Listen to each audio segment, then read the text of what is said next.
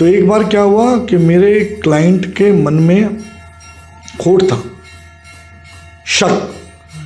मैं हमेशा एक बात कहता हूँ शिवम जी, शंकाओं का समाधान है, शंकाओं के समाधान के लिए शंकर हैं, शक के समाधान के लिए कोई नहीं है। ठीक है, तो वो शंका लेकर और शक लेकर मेरे यहाँ उस पूजा में आया और उसके मन में बड़ा शक था।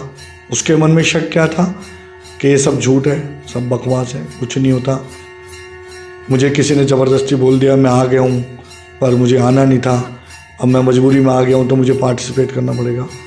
और मैं वो पूजा कर रहा था। पूजा करते करते मैं जब माँ को भोग चढ़ाता हूँ तो उसमें अलग अलग चीज़ें होती हैं, तो जैसे मुझे लगता है कि किसी को ज़रूरत है और मैं उसके मन के भाव पड़ गया, तो मैंने लौंग का एक जोड़ा जो कि सात्विक भेंट है माता की, वो मैंने उस व्यक्ति के शरीर पे से उतारी और अज्ञारी की हुई माँ वैष्णव की उपस्थिति में उसको डाल दिया। जैसे ही मैंने डाला उस लौंग को, वो लौंग उछट के सीधे उस व्यक्ति के कपड़ों पे आकर गिरी और उसके एकदम से पूरा वो यहाँ से कपड़ा जल गया। अब मैंने उसको बोला कि मैंने कहा अब आप बताइए कि क्या बात है। तो उन्होंने कहा गुरुजी, मेरे मन में शक था, मैं विश्वास नहीं करता था और मैंने उसी शक के तहत बस मैं यहाँ आ गया था मजबूरी में, और लेकिन आज जो मैंने जब माथा टिकाया और मैंने जिस देवी के दर्शन किए, मैंने ज़िंदगी में ऐसे दर्शन कभी नहीं किए। और वो इतना कह के इतना रोया, इतना रोया, इतना रोया, और उसने कहा आज के बाद मेरे जीवन में अगर कुछ है तो सिर्फ माँ वैष्णो देवी और कुछ नहीं। ये उस जीती जागती माँ वैष्णो की चमत्कार था। भगवान जब उन्होंने उस भक्त श्रीधर को बोला कि भाई मैं अब तेरे घर भोजन पे आऊँगा, श्रीधर ने कहा कि भाई भोजन, उन्होंने अपनी पत्नी से कहा कि वो भोजन पे अपने साथियों के साथ आएंगे पर हम तो सामर्थ्य नहीं है और उनको कैसे इतना खाना खिलाएंगे, इतना सब कुछ होगा। जब भैरवनाथ अपने शिष्यों के साथ वहाँ पहुँचे तो उन्होंने प्रार्थना की श्रीधर ने, और देखा किचन में अचानक से सारा खाने का प्रबंध हो गया। वैष्णव खाना जिसे आप कहते हैं, सात्विक खाना, उस खाने का प्रबंध हो गया। अब वो उस खाने को लेकर उनके पास पहुँचे तो उन्होंने कहा कि भाई ये तो सात्विक खाना है, अति शुद्ध खाना हम नहीं खाएंगे, आप जाइए हमारे लिए मांस और मदिरा का प्रबंध कीजिए। उन पर क्रोधित होकर अपना क्रोध प्रकट कर रहे थे, तभी माँ वैष्णो देवी माँ प्रकट हुई कन्या रूप में, और उन्होंने भैरवनाथ को रोका और कहा कि तुम रुक जाओ, तुम जो कर रहे हो वो गलत है, इससे तुम्हारे संहार हो सकता है, तुम एक अच्छे साधु हो। देखो वैष्णव देवी है, जो बाद में वैष्णव हो गया या वैष्णव करके हम यूज़ करते हैं, वैष्णव देवी है। वैष्णव का जो अर्थ है वो अर्थ है संपूर्ण सात्विक, जो पूरी तरह सात्विक है, जिसमें सारे गुण हैं। तो माता वैष्णो देवी में तीनों महाशक्तियों के गुण थे, जिससे आपको, जैसे आपको शक्ति चाहिए तो आप दुर्गा की बात करते हो, आपको लक्ष्मी चाहिए तो आप लक्ष्मी की बात करते हो, आपको विद्या चाहिए तो आप सरस्वती की बात करते हो, आपको बुद्धि चाहिए तो आप सरस्वती की बात करते हो। आपको 3 in 1 कोई चीज़ मिल रही है और आप कह रहे हो नहीं मुझे तो एक ही चाहिए, तो आप फिर एक ही लो, एक ही मिलेगा। माता वैष्णो देवी का जो चमत्कार है वो तंत्र विद्या और इनसे दूर है। उस सात्विक में भी वो सारे चमत्कार वो करती है जो आपको चाहिए। सो गुंजन जी, स्वागत है आपका, बहुत बड़ा स्वागत है एक और नए पॉडकास्ट में। Thank you so much. Most welcome sir. Last podcast को काफ़ी लोगों को पसंद आया, लोग इंस्पायर हुए, एंड आई होप कि काफ़ी लोग आप तक पहुंच पाए और पहुंचे होंगे अपनी समस्याओं को लेके। और जिस तरीके से आपने लास्ट पॉडकास्ट में वर्णन किया चीज़ों का, हमको काफ़ी चीज़ों की रूट्स बताई और काम करने का अपना तरीका बताया, तो काफ़ी लोगों के लिए आप इंस्पिरेशन बने। Thank you. आपसे जब लास्ट टाइम बात हुई थी ऑफ कैमरा, तो आपकी हर बात के अंदर ना माँ का जिक्र था कि मेरी माँ देख लेगी, मेरी माँ करती है, माई का आशीर्वाद है, बार बार वर्ड के अंदर माँ आ रहा था। तो वैसे तो कहते हैं कि मैंने ये सुना है कि ब्रह्मांड की उत्पत्ति या किसी भी चीज़ की उत्पत्ति एक स्त्री कर सकती है, और इस ब्रह्मांड की रचना भी एक माँ ने करी। तो आपके हिसाब से जो आप जो उस फॉर्म में माँ वैष्णो देवी, पिंडी रानी जिसको बोलते जी हैं, जी जी। उस रूप में विराजमान उसको पूजते हैं। आपके हिसाब से माई की लीला क्या है? माँ वैष्णो देवी कौन? हमने कई सारे ड्रामेटिक सीरियल्स के अंदर और मूवीज़ के अंदर माई की लीलाओं के बारे में सुना है। मैं आज चाहता हूँ कि आप इतने प्रिय भक्त हैं, आपकी पीढ़ी सेवा करती आई है और आपके पास बहुत डिफरेंट एक्सपीरियंसेस है उसको लेके। जी जी जी। तो गुंजन जी के हिसाब से माँ वैष्णो देवी की लीला क्या और माँ कौन है? मैं चाहता हूँ कि इस पॉडकास्ट के बाद ना, चाहे कोई काली जपता हो, चाहे भैरव जपता हो, चाहे हनुमान जपता हो, लेकिन इस पॉडकास्ट के बीच में और एंड तक ना उसको माई, उसके मुंह पे मतलब माई की लीला का वर्णन हो, वो जय माँ बोल के उसको बताए। तो प्लीज़ आप बताइए माँ की लीला क्या है? जय माता दी। आपने आज मुझसे उन पर बात करने के लिए बोला है जिनको मैंने जीवन भर जिया है। कहीं भी किसी भी, मैं एक बात और आज आपको बताता हूँ, किसी भी शास्त्र में और कहीं भी ये उल्लेख नहीं है कि कौन आपका इष्ट होगा। इष्ट वो होगा जिसे आपने माना या जो आपको मिला या जिससे आपकी लौ जुड़ गई, जिससे आपकी लगन लग गई। मुझे माता वैष्णो देवी जो एक इष्ट के रूप में मिली वो मेरे पिताजी से मिली। मेरे फादर उनके भक्त थे, मतलब उनके लिए कहते हैं कि शुरू वहीं से था, शुरुआत वहीं थी। आदि मध्य अंत जीवन का जो भी है वो माँ वैष्णो देवी है। माता वैष्णो देवी को बचपन से, मतलब हमारे घर में एक नियम था मेरे फादर के, जैसे मैंने लास्ट टाइम में बताया था कि वो खुद इस फील्ड में थे, प्रैक्टिशनर थे। तो उनका पहला जो किसी से भी जो वार्तालाप होता था, जो हम आप नमस्ते करते हैं वो करते हैं, हम वो बोलते थे जय माता दी। जय माता दी से शुरू होती थी कॉन्वर्सेशन, जय माता दी पे ख़त्म होती थी। और इतना जीवंत हमने उनको जिया है कि माँ वैष्णो देवी, मुझे ऐसा लगता है कि एक ऐसी शक्ति है जिसमें सब कुछ है। सीता, सती और सावित्री भी, दुर्गा, काली और चंडी भी, सब कुछ वही है। मतलब उनको अगर आपकी लगन उससे लग गई है, आपकी लौ उससे लग गई है, आप अगर उनसे जुड़ गए हो, तो मुझे लगता नहीं है कि आपके जीवन में कोई भी समस्या है जिसका समाधान ना हो। तो माँ वैष्णो देवी अपने आप में एक ऐसी शक्ति हैं जिनको अगर आप मानते हो, जिनको अगर आप जान लेते हो, तो मैं ये मानता हूँ कि आपके जीवन में किसी भी कमी को आप पूरा कर सकते हो। माता वैष्णो देवी को लेकर मैं थोड़ा सा मतलब इमोशनल भी हूँ, क्योंकि मैंने कुछ ऐसे एक्सपीरियंसेस किए हैं जिनको देखकर मुझे लगता है कि वो मेरे जीवन में, उनके बिना शायद जीवन ही पूर्ण नहीं होता। मैं जैसे भी अभी आपको ऑफ कैमरा भी बता रहा था, तो मेरे लाइफ का एक छोटा सा एक्सपीरियंस जिसने मुझे माँ वैष्णो देवी की शक्ति का पहली बार एहसास कराया कि ये कितनी बड़ी शक्ति है और उसका कितना बड़ा प्रभाव है। आप कहते हैं तो मैं वो छोटी सी स्टोरी अपनी शेयर कर देता हूँ। तो अक्सर मैं अपने फादर के साथ वैष्णो देवी जाता था, तो हमें प्रोसेस पता था। बहुत पुरानी बात है, जब अगर आप में से कोई लोग जो पुराने जाने वाले हैं या गए होंगे तो उनको पता होगा कि जहाँ स्नान गृह है वहीं पर प्रसाद भी वहीं मिलता था, सब कुछ वहीं था। मैं अपने स्कूल ट्रिप पे गया, I was in 7th standard only. अब 7th स्टैंडर्ड में कितना 11-12 साल का बच्चा होता है, 12 साल का मेरी एज थी, बहुत छोटी एज थी। पेरेंट्स ने भी पहली बार बहुत हिम्मत जुटाकर ट्रिप पे भेज दिया। तो स्कूल टीचर्स थे और हम जिस ग्रुप में थे उस ग्रुप में हमारे साथ 2 टीचर्स थे और बाकी सारे बच्चे थे, कुछ 50-60 स्टूडेंट्स 2 टीचर्स के साथ थे।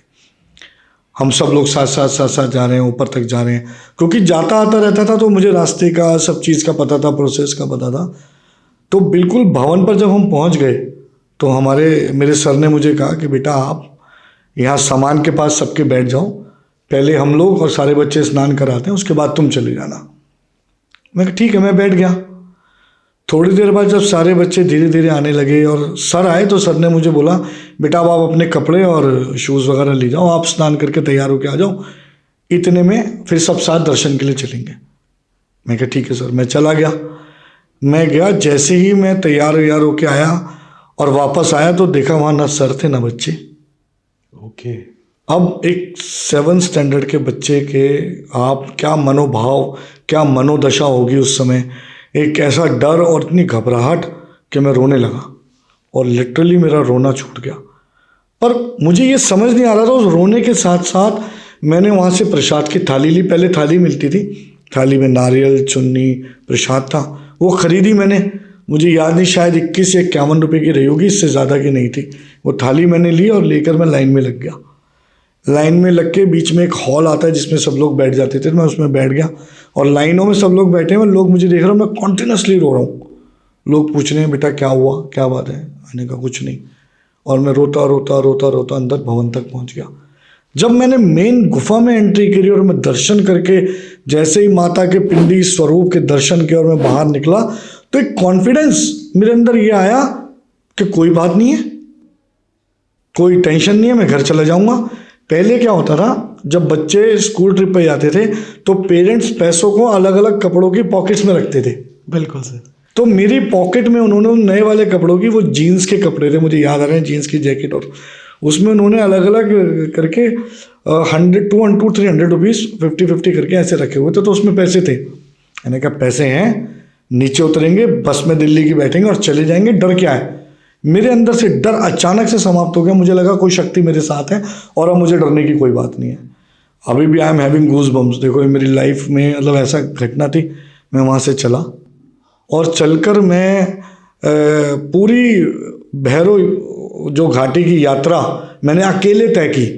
ऊपर तक मैं अकेले गया, अकेले वहाँ से नीचे उतरा और सांझी छत पे जब मैं पहुँचा तो वहाँ सांझी छत के बेसमेंट में रेस्टोरेंट होता था उस टाइम। तो उस रेस्टोरेंट में मैं गया, मैंने खाना खाया बिना टेंशन के। मुझे आज भी वो लम्हा याद है कि मैं पापड़ हाथ में लेता हुआ ऊपर आया और पापड़ खाते हुए आगे चलना शुरू किया। अचानक से मुझे सर, स्कूल के और बाकी बच्चे सब मिल गए। तो सर ने मुझे कहा भाई तू कहाँ खो गया था। मैंने कहा सर मैं नहीं खोया, आपने मुझे खो दिया था। मेरे पेरेंट्स को जवाब देता मुश्किल तो था आपके लिए, बट किस्मत की बात है, ये है जागती ज्योत माँ वैष्णो देवी की। ऐसे कई एग्जाम्पल हैं जब माता वैष्णो देवी ने अपने चमत्कार हमें दिखाए। उन एक्सपीरियंसेस को मैंने देखा और मुझे लगा जीवन में इससे बड़ी कोई जागती ज्योत नहीं हो सकती। जय माता दी। अमेजिंग। मतलब सर जितना सुना है ना माँ की लीलाओं के बारे में, तो बहुत दिमाग के अंदर ना क्वेश्चन मार्क्स आते हैं कि जैसे प्रभु हनुमान के बारे में कहते हैं कि कलयुग की जागृत शक्ति है। साक्षात पिंडी रूप में त्रिदेवियां कलयुग के अंदर हम देख पा रहे हैं। स्पर्श करने का तो मौका नहीं मिलता, लेकिन देखना, तो उन ऊर्जाओं को फील करना अपने आप में बहुत बड़ी बात है। आप इतने प्रिय माँ के भक्त हैं, आपका पूरी पीढ़ी ने सेवा करी है।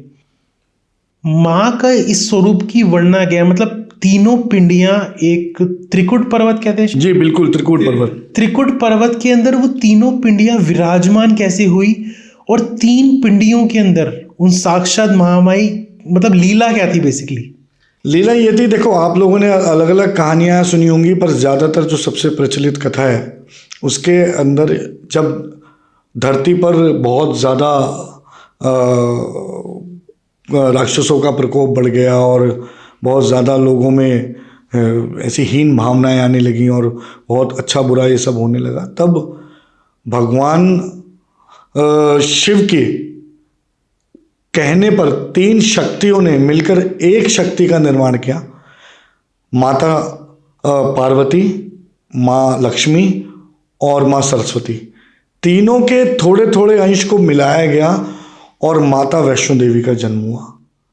अब माता वैष्णो देवी का जन्म 2 चीज़ों के लिए हुआ। एक तो राक्षसों के विनाश के लिए, दूसरा कलयुग में कोई ऐसी शक्ति विराजमान हो जिसके केवल दर्शन मात्र से आपके सारे कष्ट दूर हो जाएं, तो इसलिए उनका जन्म हुआ। तो माता वैष्णो देवी त्रिकूट पर्वत पर तीनों महाशक्तियों के साथ, महादेवियों के साथ तपस्या में हैं, तपस्या में लीन हैं। तो जो 3 पिंडियाँ आप देखते हो वो महाकाली, महालक्ष्मी और माँ सरस्वती हैं, और उनके पीछे माँ वैष्णो देवी विराजमान है जो तपस्या कर रही हैं। तो ये जो सबसे सही कथा है वो यही है।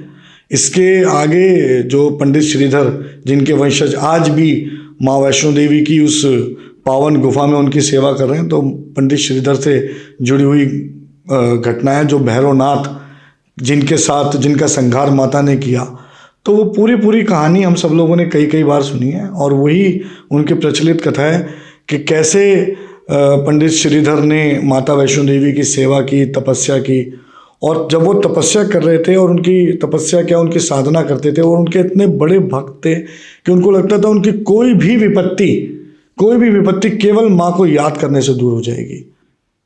तो एक वक्त आया जब उन्होंने और उनकी पत्नी ने इतना ज़्यादा माँ का गुणगान करना शुरू किया, तो जब लोगों के माध्यम से उस समय भैरवनाथ जी जो थे, उनको ये पता लगा कि कोई और शक्ति है जिसका इतना बड़ा नाम हो रहा है, जिसके नाम मात्र से लोगों को आराम मिल रहा है, तब उन्होंने ये तय किया कि अब मैं इस शक्ति को नहीं रहने दूंगा और इसको मुझे लोगों के अंदर से इसको हटाना है। तो उन्होंने जब उन्होंने उस भक्त श्रीधर को बोला कि भाई मैं अब तेरे घर भोजन पे आऊँगा, तो श्रीधर ने कहा कि भाई उन्होंने अपनी पत्नी से कहा कि वो भोजन पे अपने साथियों के साथ आएंगे, पर हम तो सामर्थ्य नहीं है और उनको कैसे इतना खाना खिलाएंगे, इतना सब कुछ होगा। खैर उन्होंने माता से प्रार्थना की और बहुत प्रार्थना की दोनों ने, और उन्होंने कहा हमें माता पे भरोसा है, सब ठीक होगा। तो जब भैरवनाथ अपने शिष्यों के साथ वहाँ पहुँचे तो उन्होंने प्रार्थना की श्रीधर ने, और देखा किचन में अचानक से सारा खाने का प्रबंध हो गया। वैष्णव खाना जिसे आप कहते हैं, सात्विक खाना, उस खाने का प्रबंध हो गया। अब वो उस खाने को लेकर उनके पास पहुँचे तो उन्होंने कहा कि भाई ये तो सात्विक खाना है, अति शुद्ध खाना हम नहीं खाएंगे, आप जाइए हमारे लिए मांस और मदिरा का प्रबंध कीजिए। ओके।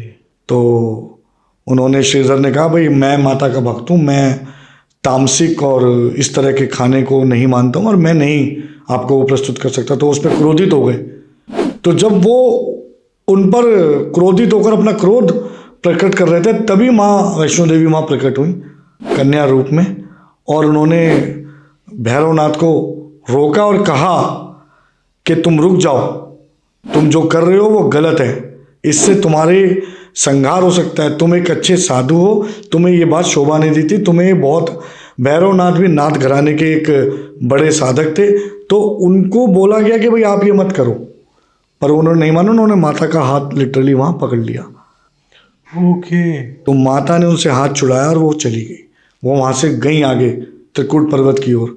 क्योंकि एक बात जो है वो ये है कि ऐसा नहीं है, हर किसी की एक समय निर्धारित है, तो जिसकी मृत्यु जब लिखी है वो तभी होगी। तो माता वहाँ से गई और माता ने वहाँ पर एक गुफा में बैठकर 9 महीने तक तपस्या की, जो कि माता ने तपस्या की, जिसे गर्भजून गुफा के रूप में, जिसे आप आद कुंवारी के रूप में देखते हैं, क्योंकि वो 9 माह का पीरियड माँ ने वहाँ बिताया था, इसीलिए उसे आद कुंवारी और गर्भजून कहा जाता है। तो गर्भजून की गुफा में उन्होंने 9 महीने तपस्या की, और फिर जब वो 9 महीने बाद वहाँ से बाहर आई, तब उन्होंने भैरव को ललकारा, और जब उसका सर धड़ से अलग किया तो जहाँ धड़ गिरा वहाँ आज माता की पावन गुफा है, जहाँ माँ पिंडी रूपी माँ शक्तियों के साथ विराजमान है और तपस्या कर रही हैं, और जहाँ भैरवनाथ का सर गिरा वहाँ भैरव मंदिर है। अंत में मृत्यु के समय भैरवनाथ ने माँ माँ माँ माँ पुकारा। तो माँ नाम की शक्ति क्या है आप देखिए, कि माँ ने उस पर भी करुणा से उसको ये आशीर्वाद दिया कि जा, मैं तुझे ये आशीर्वाद देती हूँ कि मेरे दर्शन के बाद जो तेरे दर्शन करेगा, यात्रा केवल उसी की संपूर्ण होगी। तो ये माँ वैष्णो देवी की महिमा थी। माँ वैष्णो देवी केवल वहाँ पर इसलिए भी विराजमान नहीं है। एक कथा और जो हम सब लोगों ने सुनी है कि जब त्रेता युग में भगवान श्री राम वन में भटक रहे थे माता सीता की तलाश में, तब माता वैष्णो देवी उनको मिली थी। तो कहानी कुछ यूँ थी कि उन्होंने ये प्रार्थना की कि भाई मैं भगवान विष्णु के साथ विवाह करना चाहती हूँ। तो भगवान विष्णु ने कहा भाई मेरे साथ माता लक्ष्मी है, मैं आपको, और मैं धरती पर अलग अलग समय पे अवतार लेता हूँ, तो मैं अभी त्रेता युग में श्री राम के अवतार के रूप में आऊँगा। आप वहाँ तपस्या करो। आप यदि मुझे पहचान गए तो मैं आपसे विवाह कर लूँगा, और यदि नहीं पहचान पाए तो फिर आपको रुकना होगा। तो भगवान श्री राम जब वहाँ पर भटकते हुए अपने वन में माता सीता को ढूंढते हुए आए, तो माँ वैष्णो देवी वहाँ तपस्या कर रहे थे। उन्होंने उनको रोका और कहा, देवी आप किसकी तपस्या कर रहे हैं? तो उन्होंने कहा, मैं भगवान विष्णु के अवतार की तपस्या कर रही हूँ, मुझे उनसे विवाह करना है। परंतु क्योंकि वो उन्हें पहचान नहीं पाई, तब भगवान श्री राम ने कहा कि आप मुझे पहचान नहीं पाए, मैं ही भगवान विष्णु का अवतार हूँ, तो अब आपको कलयुग तक पूरी तपस्या करनी पड़ेगी, और जब कलयुग की समाप्ति होगी और मेरा कल की अवतार होगा, तब मैं आपको मिलूँगा। इसीलिए पूरे कलयुग में जो सर्वोपरि देवी है, जिसके नाम मात्र से कष्ट दूर हो जाते हैं, वो है माता वैष्णो देवी। तो मतलब ये बातें सत्य हैं जो हम रील्स में देखते हैं कि माँ वैष्णो देवी आज भी प्रभु विष्णु के कल की अवतार की प्रतीक्षा कर रही है। बिल्कुल सत्य है, बिल्कुल सत्य है और परम सत्य है। और ये सबसे बड़ा सत्य है कि आज अगर आपके पास कोई भी और साधन ना हो और आपको लगता है कि आप कुछ भी और करने में समर्थ ना हो, क्योंकि हर पूजा पाठ, हर क्रिया को करने में कुछ एक्सपेंसेस, कुछ चीज़ें ऐसी होती हैं जो हम नहीं कर पाते, तो सबसे साधारण रास्ता है कि आप महामाई माँ वैष्णो देवी का नाम लो और सच्ची श्रद्धा से उसे याद करो। आपके सारे कष्ट, तकलीफ सब दूर हो जाएंगे।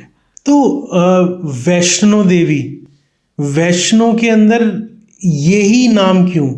वैष्णो देवी जैसे त्रिदेवियों की शक्ति समाहित है उसके अंदर बोलते हैं, तो उनके अंदर कहीं माँ गौरी या जिनको माँ भगवती के स्वरूप में मानते हैं, माँ लक्ष्मी, माँ सरस्वती, इन तीनों का नाम का यूज ना करते हुए माँ वैष्णो देवी नाम ही क्यों रखा गया? देखो, वैष्णव देवी है जो बाद में वैष्णव हो गया या वैष्णव करके हम यूज करते हैं, वैष्णव देवी है। वैष्णव का जो अर्थ है वो अर्थ है संपूर्ण सात्विक, जो पूरी तरह सात्विक है, जिसमें सारे गुण हैं। तो माता वैष्णो देवी में तीनों महाशक्तियों के गुण थे, जिससे आपको, जैसे आपको शक्ति चाहिए तो आप दुर्गा की बात करते हो, आपको लक्ष्मी चाहिए तो आप लक्ष्मी की बात करते हो, आपको विद्या चाहिए तो आप सरस्वती की बात करते हो, आपको बुद्धि चाहिए तो आप सरस्वती की बात करते हो। हम बात करते हैं या देवी सर्वभूतेषु शक्ति रूपेण संस्थिता नमस्तस्यै नमस्तस्यै नमस्तस्यै नमः, हो गई माँ दुर्गा की पूजा। हम बात करते हैं या देवी सर्वभूतेषु लक्ष्मी रूपेण संस्थिता नमस्तस्यै नमस्तस्यै नमस्तस्यै नमो नमः, आपको माँ लक्ष्मी का ब्लेसिंग मिल गई। या देवी सर्वभूतेषु बुद्धि रूपेण संस्थिता नमस्तस्यै नमस्तस्यै नमस्तस्यै नमो नमः, आपको माँ सरस्वती की अर्चना हो गई। और अगर आपको तीनों की एक ही बार में करनी है तो आपको सिर्फ ये बोलना है या देवी सर्वभूतेषु मातृ रूपेण संस्थिता नमस्तस्यै नमस्तस्यै नमस्तस्यै नमो नमः, हो गई माता वैष्णो देवी की प्रार्थना। और उनमें त्रिदेवियां समाई, उनमें त्रिदेवियां समाई हुई हैं। बात है, त्रिदेवियां समाई हुई हैं। किसी भी तरह का दुख, तकलीफ, परेशानी आपकी तुरंत कट जाती है। मैंने ऐसे कई बार अनुभव किया है जीवन में, कई बार। अक्सर आप लोगों से ही कहते सुनोगे मैंने माँ से मन्नत मांगी है। हम माँ से मन्नत मांगते हैं और वो मन्नत जरूर पूरी होती है। मैंने ऐसा कोई व्यक्ति अपने जीवन में देखा ही नहीं शिवम जी जिसने ये कहा कि मैंने माँ से मन्नत मांगी थी और पूरी नहीं हुई। शायद मैंने या आपने कभी सुना हो। अगर आपकी इंटेंशन सही है, अगर आप सही चीज़ मांग रहे हो, अगर आप सत्य की राह पर हो, तो ऐसा हो ही नहीं सकता कि माँ वैष्णो देवी का आशीर्वाद आपको ना मिले। तो जैसे आजकल के युग में कह सकते हो या फिर आजकल का जैसे टाइम चल रहा है, मैंने कई सारे लोगों को ऐसे देखा है कि जैसे कई घरों को मैं जानता हूँ जहाँ माँ वैष्णो देवी की सेवा होती है, बट ना उनमें एक छोटा सा, कई, मैं सबकी बात नहीं कर रहा, हमारे काफ़ी सारे माई की सेवा करते होंगे और अलग अलग रूप के अंदर करते होंगे। अभी पीछे मैंने एक फैमिली देखी, वो उनके जो हस्बैंड और वाइफ थे, वाइफ स्पेशली उस फैमिली में, वो लेडी कई सालों से माँ वैष्णो देवी की सेविका है। तो लेकिन उनके जब घर के अंदर तांत्रिक क्रियाओं का इस्तेमाल हुआ, उनके बच्चों के ऊपर नेगेटिविटी आई, तो मैं उनकी गलती नहीं निकालूंगा, लेकिन ना वो जिस भी चौकी, दरबार, धाम पे या किसी के पास, गुरु बाबा जी के पास गई, उनको लोगों ने माँ काली को पूजने के लिए प्रेरित किया। और जब 2-3 जगह पे ऐसे हुआ ना, तो जेन्युइन तरीके से उन्होंने माँ वैष्णो देवी का नाम लेना छोड़ दिया और माँ काली की नाम लेना स्टार्ट कर दिया। जब हम लोग हमारी उनसे मुलाकात हुई तो हर बात में माँ काली कर रही थी। तो जो पर्सनैलिटी मेरे साथ थी और मैं जब उनके साथ था तो हमको एकदम से पता नहीं क्यों उन्होंने पर्सनैलिटी ने ये बोला कि वैष्णो जब विराजमान है तो काली काली क्यों कर रही है, उसके अंदर भी तो काली ही है। और वो all of the sudden sir रोने लग गई बुरी तरीके से। कहती, उनको बोलती, गुरुजी आपको एक बात बताऊं, मेरे अंदर जो मेरा हृदय ना सिर्फ माँ वैष्णो देवी पुकारता है दिन रात। लेकिन आसपास के लोगों ने ना मेरे अंदर, जब मेरे फैमिली के अंदर संकट आया, उन्होंने बोला माँ काली के अलावा कोई नहीं कर पाएगा। तो ऐसा क्यों हो रहा है? लोग आज भी अलग अलग पावर्स के लिए या चीज़ों के लिए, क्रिया घर में आती है, घर में कलेश होता है, घर में संकट आता है तो काली को याद करते हैं, पैसों के लिए लक्ष्मी को याद करते हैं। मतलब वो बहुत ना मेरे लिए क्वेश्चन मार्क था। उन्होंने अपनी भगवती का वो स्वरूप छोड़ के काली को सिमरना स्टार्ट कर दिया। तो ऐसा क्यों कर रहे हैं लोग? तो मैं एक बात कहता हूँ कि ठीक है, आपकी सच्ची श्रद्धा से आप जिसको मान रहे हैं वो पूजनीय है, संपूर्ण पूजनीय है। लेकिन सोचो, जहाँ आपको तीनों शक्तियाँ एक ही शक्ति में मिल रही हैं और आपका मन भटक रहा है और आप उन तीनों में से किसी एक को पूज रहे हो, तो आप खुद कम पाने के अधिकारी हो गए ना। आपको 3 in 1 कोई चीज़ मिल रही है और आप कह रहे हो नहीं मुझे तो एक ही चाहिए, तो आप फिर एक ही लो, एक ही मिलेगा। माता वैष्णो देवी का जो चमत्कार है वो तंत्र विद्या और इनसे दूर है। उस सात्विक में भी वो सारे चमत्कार वो करती है जो आपको चाहिए। जैसे मैं भी ऑफ कैमरा आपको बता रहा था, मेरे फादर ने पूरी लाइफ माँ वैष्णो देवी को माना और उन्हीं की पूजा अर्चना की, और उनके आशीर्वाद से हमने ऐसे ऐसे चमत्कार होते हुए देखे जो शायद ही कहीं मतलब लोगों ने देखे हो। तो मेरे फादर क्या करते थे, नरक चतुर्दशी के दिन, दीपावली से एक दिन पहले, छोटी दिवाली जिसे हम लोग बोलते हैं, उस दिन माता वैष्णो देवी की पूजा करते थे। अब शास्त्रों की अगर हम माने तो उस दिन माँ काली का सिद्धि की पूजा होती है। लेकिन अगर हम माँ वैष्णो देवी की पूजा कर रहे हो तो अब तो तीनों की सिद्धि कर रहे हो ना। बिल्कुल, आपने आपने तीनों को एक ही बार में पूजा, वो तीनों को एक ही बार में पूजा करते थे और उन्होंने पूरा जीवन वही सिद्धि और वही उनकी पूजा अर्चना के, साल में एक दिन वो ऐसी पूजा करते थे। और उनका मानना ये था कि जो व्यक्ति इस पूजा में आ रहा है और इसमें माँ को प्रणाम कर रहा है, माँ का आशीर्वाद ले रहा है, उसके पूरे साल के कष्ट दूर हो जाएंगे। और मैंने ऐसा होते हुए देखा। मैं जब अपनी सिद्धियों के साथ साथ कई बार, जैसे मैं भी अपने पिताजी की इस लेगेसी को, क्योंकि मुझे आशीर्वाद के रूप में मिली है, मैं इसे कंटिन्यू रखा हुआ है। तो एक बार क्या हुआ कि मेरे क्लाइंट के मन में खोट था, शक। मैं हमेशा एक बात कहता हूँ शिवम जी, शंकाओं का समाधान है, शंकाओं के समाधान के लिए शंकर हैं, शक के समाधान के लिए कोई नहीं है। बिल्कुल, ठीक है। तो वो शंका लेकर और शक लेकर मेरे यहाँ उस पूजा में आया और उसके मन में बड़ा शक था। उसके मन में शक क्या था कि ये सब झूठ है, सब बकवास है, कुछ नहीं होता। मुझे किसी ने ज़बरदस्ती बोल दिया, मैं आ गया हूँ, पर मुझे आना नहीं था, अब मैं मजबूरी में आ गया हूँ तो मुझे पार्टिसिपेट करना पड़ेगा। और मैं वो पूजा कर रहा था। पूजा करते करते मैं जब माँ को भोग चढ़ाता हूँ तो उसमें अलग अलग चीज़ें होती हैं। तो जैसे मुझे लगता है कि किसी को ज़रूरत है और मैं उसके मन के भाव पड़ गया, तो मैंने लौंग का एक जोड़ा, जो कि सात्विक भेंट है माता की, वो मैंने उस व्यक्ति के शरीर पे से उतारी और अज्ञारी की हुई माँ वैष्णव की उपस्थिति में उसको डाल दिया। जैसे ही मैंने डाला उस लौंग को, वो लौंग उछट के सीधे उस व्यक्ति के कपड़ों पे आकर गिरी और उसके एकदम से पूरा वो यहाँ से कपड़ा जल गया। अब मैंने उसको बोला कि, मैंने कहा अब आप बताइए कि क्या बात है। तो उन्होंने कहा, गुरुजी मेरे मन में शक था, मैं विश्वास नहीं करता था और मैंने उसी शक के तहत बस मैं यहाँ आ गया था मजबूरी में। और लेकिन आज जो मैंने जब माथा टिकाया और मैंने जिस देवी के दर्शन किए, मैंने ज़िंदगी में ऐसे दर्शन कभी नहीं किए। और वो इतना कह के इतना रोया और उसने कहा, आज के बाद मेरे जीवन में अगर कुछ है तो सिर्फ माँ वैष्णो देवी और कुछ नहीं है। ये उस जीती जागती माँ वैष्णो की चमत्कार था। उस उसकी एक बड़ी अच्छी बात बताऊं, देखो मैं गूज बम्प, अच्छी बात क्या है, वाइब्स महसूस। वो कभी भी अपने भक्त को छोड़ती नहीं है।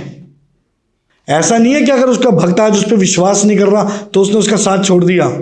वो उसे अपनाती है और उसे बताती है कि देख ये कमी है और ये ऐसे पूरी हुई, मैं तेरे साथ हूँ, कभी साथ नहीं छोड़ती।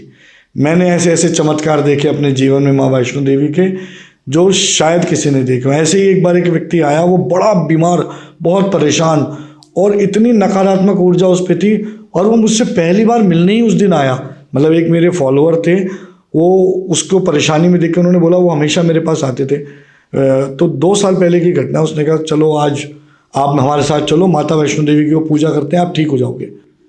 जैसे ही उन्होंने माथा टेका तो वो एक संगमरमर का पत्थर है जिस पर मैं माँ की आज्ञारी करता हूँ, वो पत्थर अचानक से 2 टुकड़ों में अपने आप टूट गया।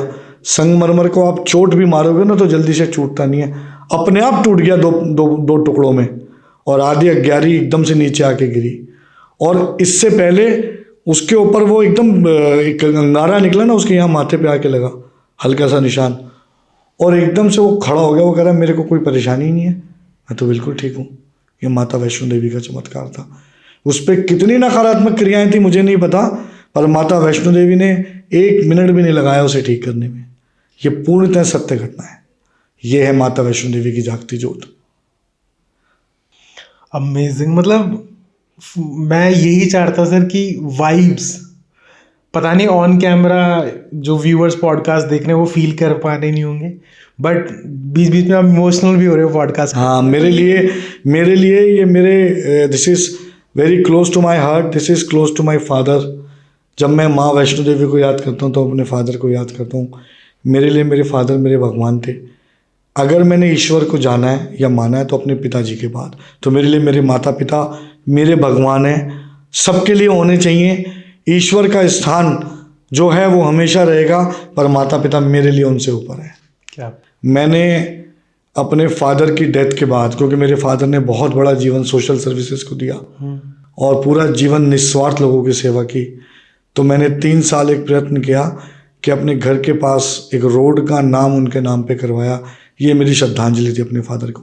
क्या बात। तो मेरे लिए मेरे माता पिता मेरे भगवान हैं, सब कुछ है।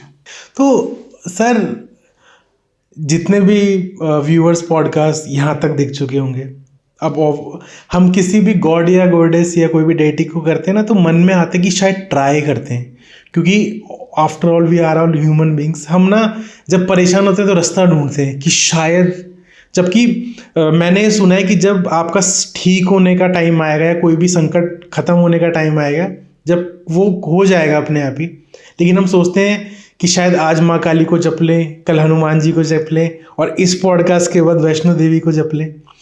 तो मैं कोई साधना के लिए आपको नहीं बोलूँगा, कुछ बताइए कोई ऐसा प्रिय मंत्र माँ का या कोई ऐसा उच्चारण जो दिन रात बंदा कर सके और तीनों त्रिदेवियों की और त्रिदेवों की शक्ति उसमें समाहित हो और लाइफ में उनके सारे हर्डल्स खत्म हो सके, तो वो क्या है आपके लिए? देखो, वैसे तो बहुत सारे सात्विक मंत्र हैं और केवल मैं सात्विक मंत्र बताने में ही मतलब मुझे लगता है सही है, क्योंकि हर मंत्र के साथ कुछ लिमिटेशंस होती हैं, कुछ वो होती हैं। तो एक मंत्र जो मैंने अभी बोला आपके सामने, वो सबसे अच्छा मंत्र है कि या देवी सर्वभूतेषु मातृ रूपेण संस्थिता नमस्तस्यै नमस्तस्यै नमस्तस्यै नमो नमः।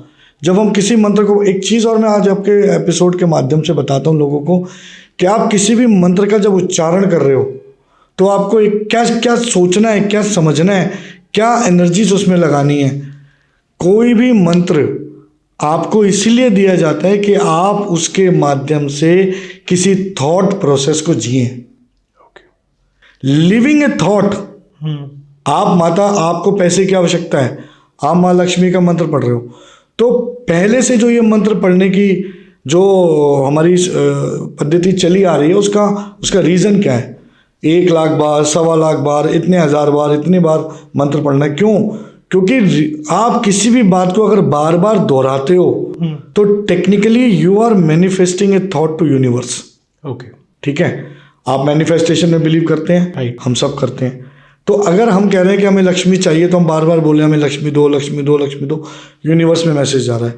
लेकिन उसका उद्देश्य ये होता है कि आप उस मंत्र के माध्यम से उस थॉट प्रोसेस को जियो और अपने कर्मों को उस डायरेक्शन में लगा दो जो आपको चाहिए, तो आपको वो ज़रूर मिलता है, क्योंकि यूनिवर्स में भेजी गई हर इंटेंशन रिजल्ट के रूप में आप तक वापस आती है। अब एक मंत्र और जो माता का, जो मुझे बहुत प्रिय है, जो मैं अक्सर बोलता हूँ, वो मंत्र मुझे लगता है कि सबसे बड़ा मंत्र है। सर्वे भवन्तु सुखिना, सर्वे सन्तु निरामया, सर्वे भद्राणि पश्यन्तु, माँ कष्ट दुख भाग भवे। आप जब सबके दुख काटने की बात कर रहे हो, जब आप सबके रोग काटने की प्रार्थना कर रहे हो, जब आप सबकी तकलीफें दूर करने की बात कर रहे हो, तो उस सब में माँ भगवती, माँ वैष्णो देवी आपको खुद ही शामिल कर लेगी। आपके सारे कष्ट दुख तकलीफ दूर हो जाएंगे। मेरा मानना ये है कि ये मंत्र अगर आप रोज़ पढ़ें, कम से कम 3 बार, ज़्यादा से ज़्यादा आपके ऊपर है, आप इसे पढ़ें, उससे आपका एक मैनिफेस्टेशन होगा और आप तक एक प्योर इंटेंशन वापस आएगी और माँ का आशीर्वाद आपको मिलेगा। तो सर हम कोई भी मंत्र जपते हैं ना, तो ऑलमोस्ट चाहे मैं ही क्यों ना हूँ, हर किसी के दिमाग में और भी चीज़ें आती है, क्योंकि मैं हमेशा बोलता हूँ we are living in the world of podcast and reels and social media. Okay, so इस मंत्र को जपने की भी कोई विधि है, कोई माला अलग से चाहिए या फिर कोई काउंटिंग्स मिनिमम होनी चाहिए? क्योंकि हर व्यूअर की लाइफस्टाइल अलग है। कोई ऐसे परेशान है जिनको अपनी फैमिली से और अपनी जॉब से और अपने बिजनेस से समय ही नहीं मिल पाता, कोई ऐसे जिनके पास पूरा समय, हर एज ग्रुप का। तो इस मंत्र को जपने की कोई पद्धति है, कोई भोजन का ध्यान रखना है, मतलब क्या है बेसिकली? देखिए, मैं एक चीज़ जानता हूँ कि हमारी आज की डे टू डे लाइफ ना, हम already survival of the fittest के सिचुएशन में है। कर्म करना सर्वोपरि है। लोग अक्सर मुझसे पूछते हैं कि सर मुझे कोई पूजा पाठ बताओ। जब मैं पूजा पाठ बताता हूँ और उसके नियम बताता हूँ तो उनके लिए वो उसका पालन करना बड़ा मुश्किल होता है। जैसे माँ दुर्गा का चालीसा अगर आपको करना है तो लोग चालीसा पढ़ते समय उनको लगता है कि चालीसा पढ़ा और मुझे फल मिल जाए, जबकि कोई भी चालीसा जब आप पढ़ते हो, जब आप चालीसा संपूर्ण करते हो 40वें दिन, उसके बाद जब आप उसे बिना गिने हुए पढ़ते हो तब वो आपको फल देना शुरू करता है। 40 दिन पढ़ने के बाद तो वो सिद्ध हो रहा है। ओके। तो इसी तरह कई नियम होते हैं, लेकिन मैं फिर भी ये बताऊंगा, अगर आपकी डे टू डे लाइफ में आप बहुत ज़्यादा कुछ नहीं कर पाएँ, जैसे सबसे अच्छा तो होता है एक माला 108 बार किसी भी मंत्र को पढ़ना। क्यों पढ़ा जाता है 108 बार कोई भी मंत्र? हमारे पंचांग में 27 नक्षत्र हैं और 27 नक्षत्र चारों दिशाओं में जब शामिल होते हैं तब हमें उनकी पूर्ति और प्राप्ति होती है। तो 27 को जब आप 4 से गुणा करेंगे तो 108 हो गया। ठीक है, तो 108 बार आप किसी मंत्र को पढ़ते हैं तो आपकी इंटेंशन चारों दिशाओं में चली गई। लेकिन अगर आप 108 बार भी नहीं पढ़ पा रहे तो कम से कम 3 बार 11 बार आप इस मंत्र को पढ़ें। और मैं आपको ये भी बोल रहा हूँ, अगर आपको लगता है कि आपके पास बहुत समय का बहुत ज़्यादा क्रंच है, आप जॉब पे जा रहे हैं, आप रास्ते में, आप कैब के अंदर हैं, तो आप रास्ते में बैठकर भी इस मंत्र का उच्चारण कर सकते हैं। बस कोशिश ये कीजिए कि अगर आपने नॉनवेज का सेवन किया है तो आप उसके बाद इस मंत्र को जाप ना करें, नॉनवेज मदिरा के सेवन के बाद ना करें तो ज़्यादा बेहतर है। आप सुबह सुबह सबसे पहले इस मंत्र का जाप कर लें, 1 या 2 मिनट सारे लगने, आप इसका जाप करें, उसके अच्छा और कुछ भी नहीं है। और कुछ नहीं कर सकते तो पूरा दिन जय माता दी।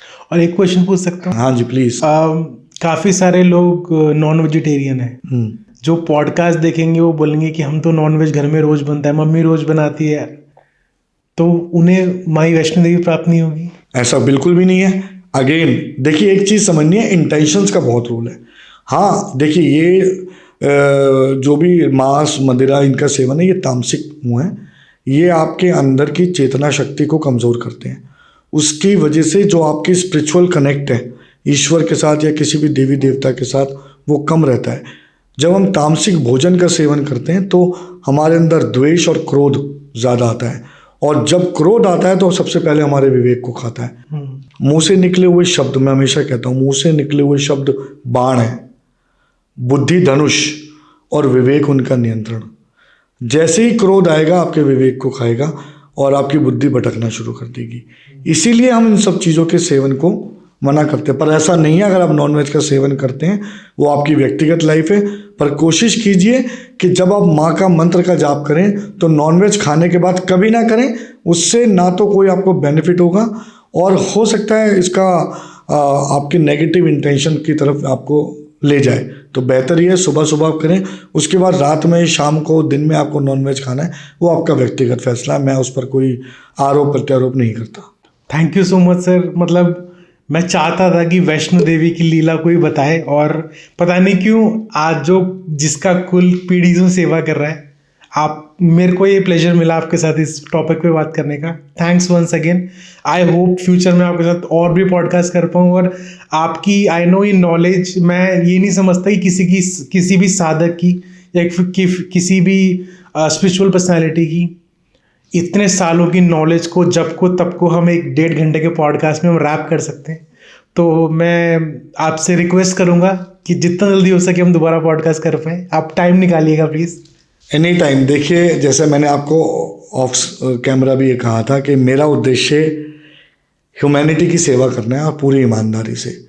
तो पॉडकास्ट में आने का मेरा उद्देश्य यही है कि हम लोगों के जीवन की सपोर्ट बन पाएँ और जितने ज़्यादा से ज़्यादा लोगों के मन में जो मिथ हैं उनको दूर करें, और जो भी जानकारियाँ, जो भी हमने अपने गुरुओं से शिक्षाएं ली हैं, जो भी विद्याओं के विषय में हम जानते हैं, वो सब आज हम कोई स्टोरी या केस स्टडी शेयर करते हैं, उसका उद्देश्य भी यही है कि उससे एक जानकारी आप तक पहुंचाएं।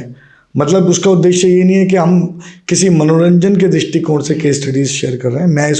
मैं कम से कम ऐसा नहीं मानता। मेरा मानना ये है कि कोई भी केस स्टडी अगर मैंने शेयर की है तो उसका उद्देश्य आप तक एक अवेयरनेस पहुँचाना है, सो दैट आप अगर ऐसे सिम्टम्स फील कर रहे हैं तो जल्द से जल्द एक अच्छे मार्गदर्शक के पास जाएं और अपनी परेशानियों को दूर करें। मैं आपका बहुत बहुत आभारी हूँ कि आपने मुझे यहाँ बुलाया। आप मुझे दोबारा बुलाएंगे, मैं तुरंत हाजिर रहूँगा। जितने ज़्यादा से ज़्यादा लोगों की हम सेवा कर पाएँ, सपोर्ट बन पाएँ, उससे बढ़कर कुछ नहीं है। क्योंकि एक बात मैं हमेशा बोलता हूँ, आज भी ज़रूर बोलूँगा कि religion is a support to life, solution exist in karma. I am here to guide you to change your karma, not at all destiny. मैं फूंक मारूँ, आग लगे, ऐसा सिर्फ पिक्चरों में होता है या रसायन लैब में। मैं आपको कर्मों का मार्गदर्शन दे सकता हूँ, कर्मों पे चलकर आपका भाग्य बदलेगा या नहीं ये ईश्वर के हाथ में। बहुत बहुत धन्यवाद आप। Thank you so much sir. जय माता दी। जय माता दी। आई होप आपको ये वाला पॉडकास्ट अच्छा लगा होगा। If you love this video, please like this video and don't forget to subscribe this channel. जब तक के लिए keep loving, keep watching. This is Shivam Agarwal. Thank you so much guys.